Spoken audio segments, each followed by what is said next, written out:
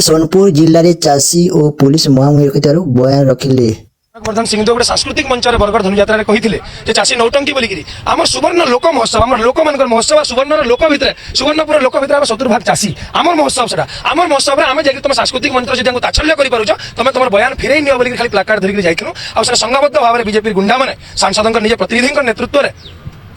मारी चलने लगला इंटेंशनली पुलिस से इन्वॉल्व अच्छे कारण पुलिस 5 मिनट पर्यटन इन्वॉल्व भी नहीं है पिटे देला पिटुला पुलिस देखुला 5 मिनट तक बाकी माड़ खाई गलु से देखी गले ठीक अच्छे आप जब करुन आमको भी क्लीयर होगा जे सोनपुर जिलापाल सोनपुर एसपी ई जेन गैंग अच्छन बीजेपी गैंग अच्छन संगे मिसिकी सब गंजेई चालान बड़ चाषी धान मारिकी जेन 4 केजी 5 केजी कंटेनर बाध्य कर चाषी मैंने मिल के धान रखी दौन से शंकर सेयार अच्छे और हेती लगे शंकु बाधला बोलिक अमानुषिक भाव में मत